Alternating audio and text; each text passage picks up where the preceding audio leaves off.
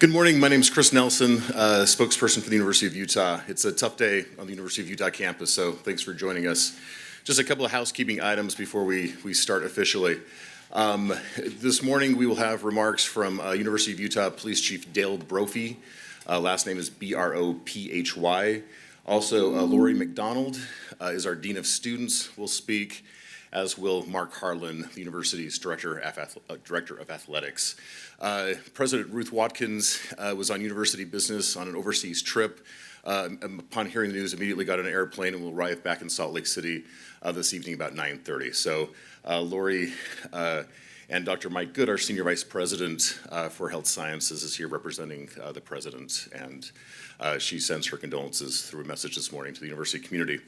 Also this afternoon, through my colleague Liz Abel in the university's athletics department, Liz is working to make our track coach available to media. So for a time to sit down with that person, you can work through Liz on that as well.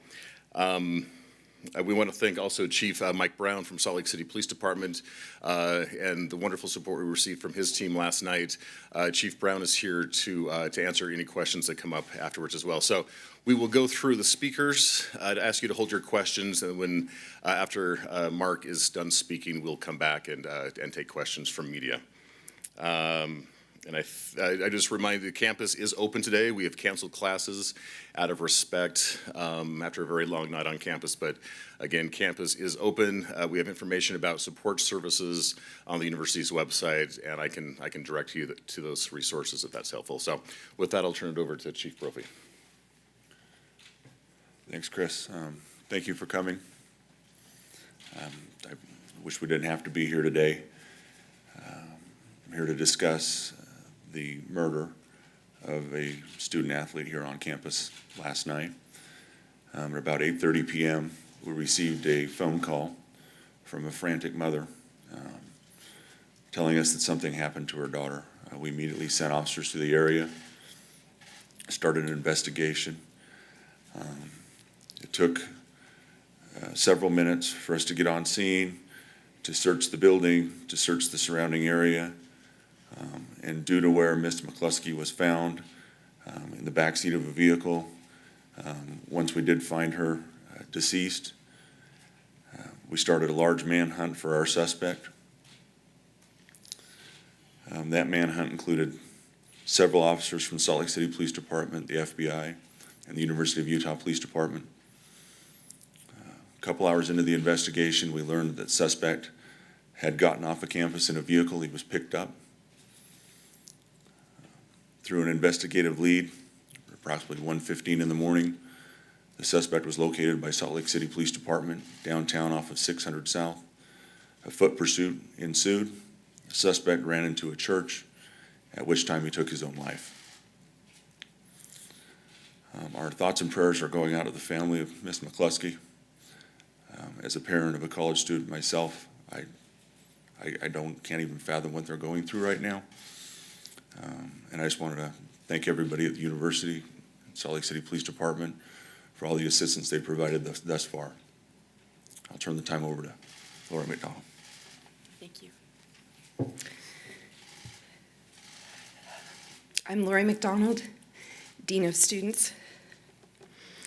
It is with tremendous sadness and a heavy heart that we are here today.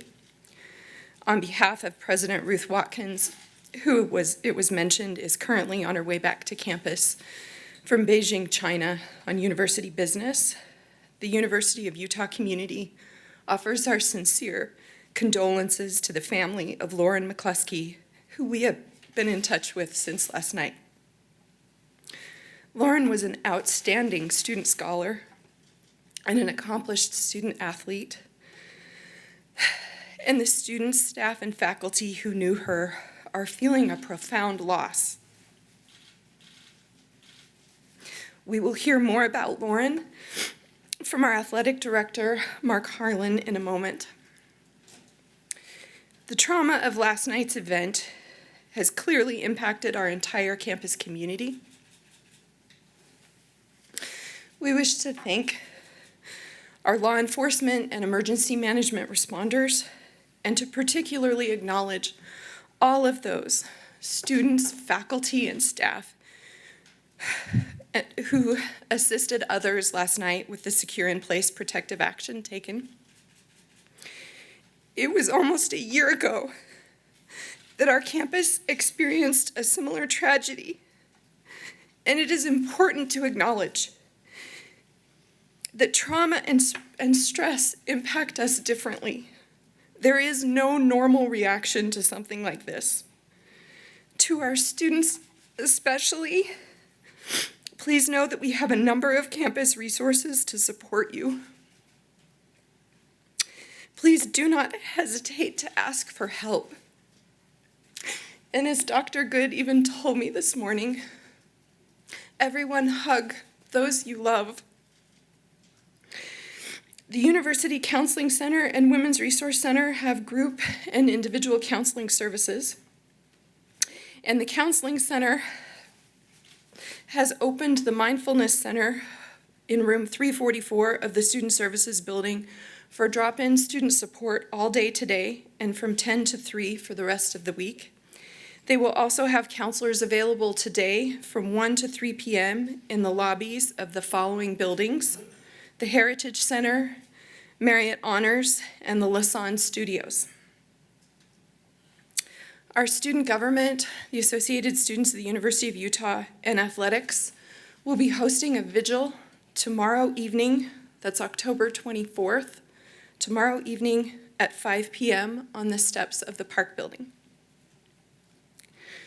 Faculty, staff, mentors, and friends can be a source of support, and I encourage all of us to reach out to our networks for comfort and coping together with the senseless death of Lauren and the fear and stress that our community experienced. Thank you, Mark.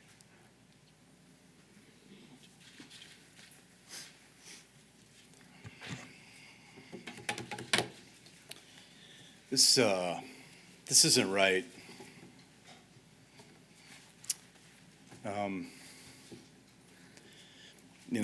I don't really have any words. Lauren was a proud Ute heading into her senior year. She had been a pentathlete for us, but was moving into specialize in jumps. And an incredible student. My heart and our entire department goes out to her family, who I've been texting with her mom, who's a professor at Washington State, along with her dad, who's also a professor at Washington State. We're blessed every day, educators, and then in my role as director and all the coaches and staff, to be around an elite group of students and student athletes. So when something like this happens, it just defies any logic, any reason. And my focus will make sure that the family's okay, along with the university's care for them. But also, just as importantly, the family in the athletic department, the track team, who we met this morning at 8:30. And this university is amazing now. I'm learning it. Every single counselor that the university had showed up this morning. And there were some hugs and words, and they're trying to figure it out. Their kids, this doesn't make any sense. But our focus, my focus, as leader of the department, will be making sure they're okay. The rest of our student athletes are gathering. We're not one team. We're not 20 teams. We're one team, and so we'll work really hard to make sure that they're okay. We'll honor her. We'll figure those things out. But I want to just take a moment to just really thank the university support. Lori and Chief, up all night managing this incredible situation, and President Watkins texting from China and her incredible concern. She's just an amazing leader. So we'll get through this. These are strong young people. They're resilient. And we're going to just do everything the rest of the year in Lauren's memory. Thank you. So we'll take questions, just if you'll just state your name and outlets, and then we'll just kind of work through the room. Yeah. This is for University Chief Sheriff Mark from KSL TV. We understand from Lauren's mother that she reached out to University Police to report harassment by the suspect in this case. What did the university do to protect her? So we did have a case that was a police report filed on October 12th and the 13th. There was some follow-up. It was assigned out to a detective. The detective had been in contact with Miss McCluskey, and they were working to build a case against our suspect at that time. Can you expand on what kind of harassment, what was she complaining about, what were you doing? We're not going to discuss the details of those cases at this point in time, but once we have all that information, we'll be happy to provide it to you. But Was it, as an ex-con and someone who was on the sex offender registry, was it not possible to track him down and just talk with him before this? we don't have a correct address for him. He was a walk away from a Fortitude, which is a halfway house here, and didn't have a current address for him at that particular time, Scott. Why not suggest a protective order for her? That usually happens for the adult system. And as I said, we're not going to discuss the details of those two cases at this particular time, but once we have all of those details, we will pass that along to you. Can you talk a little about the process then that somebody goes through if they are experiencing this kind of harassment, or do you take these pretty seriously, or what's your reaction?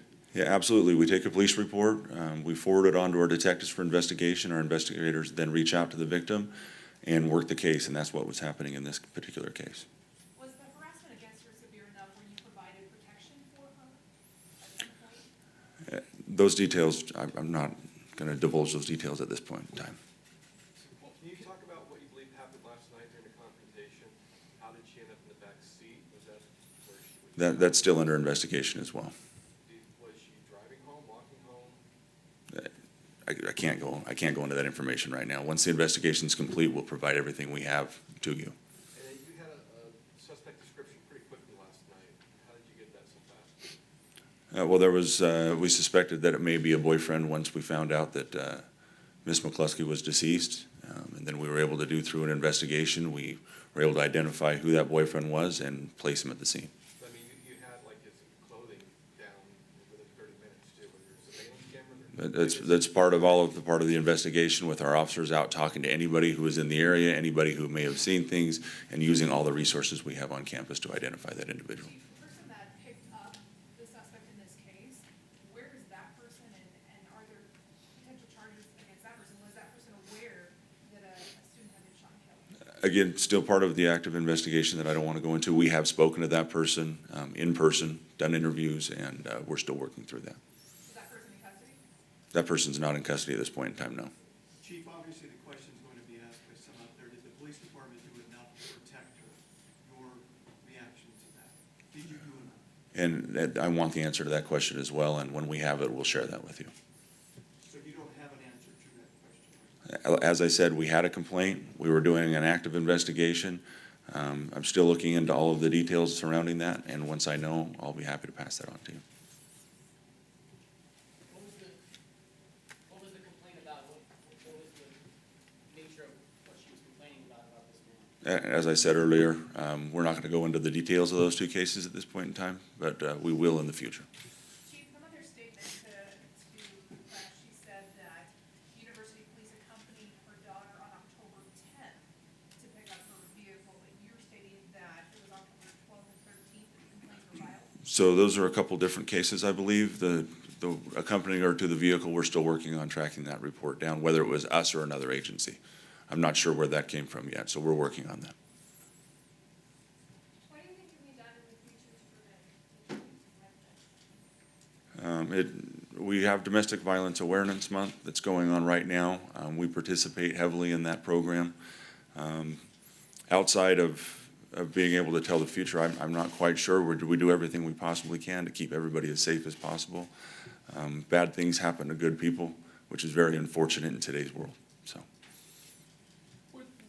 After that complaint came about, I mean, did police do an ATL or even mention throughout the police department, campus security, watch what's up with this guy? And like I said, those details we'll be releasing in the near future. I mean, does that happen? I mean, is that kind of the protocol that you guys? Depending on the cases, that is a possibility of doing that, in depending on the case. And I just can't go into the details of those cases right now. Did that happen in this instance? Like I said, I can't go into the details of this case right now, but we'll get to that. All right, anything for other speakers before we break up? Sure. Could you talk a little bit about the incident there at the church? At the church, we were notified by University Police Department last night that the suspect was in the area of 600 South and 250 East. We responded to the area. I believe there was a short foot pursuit. Mr. Rowland was able to get into the back door of the church. We contained the building. We had the resources we had out last night. We had patrol, we had bike officers, we had K-9, we had crime lab. We quickly contained the church. We brought in our K-9s. We heard a commotion upstairs. We heard a gunshot, and then we cleared to that point and found what we believe is that Mr. Rowland had shot himself.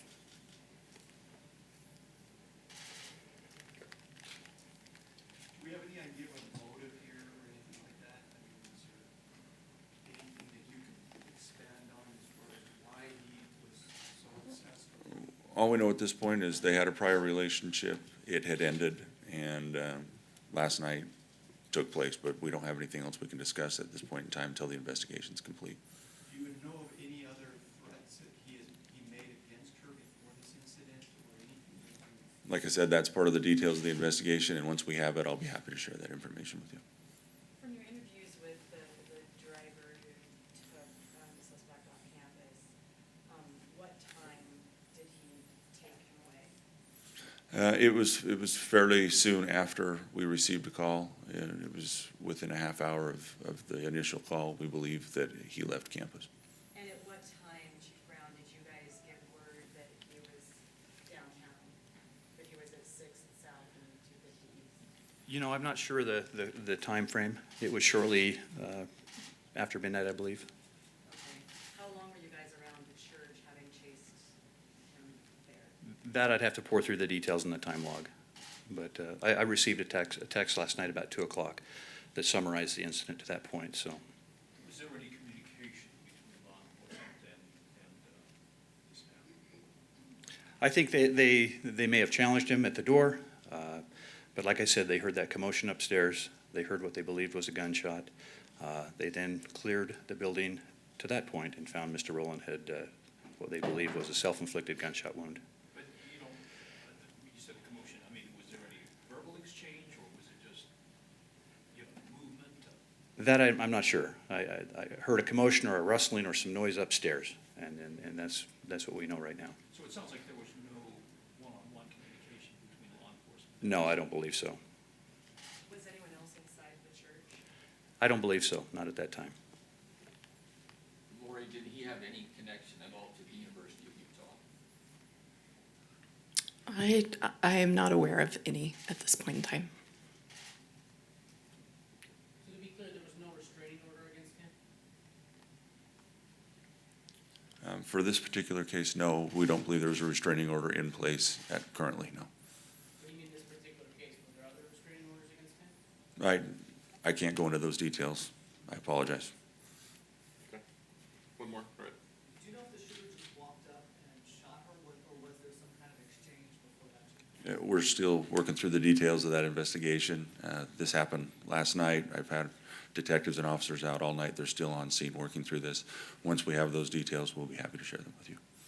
Mark, are any, I guess, games affected by this, or any schedule changes or anything like that for sports?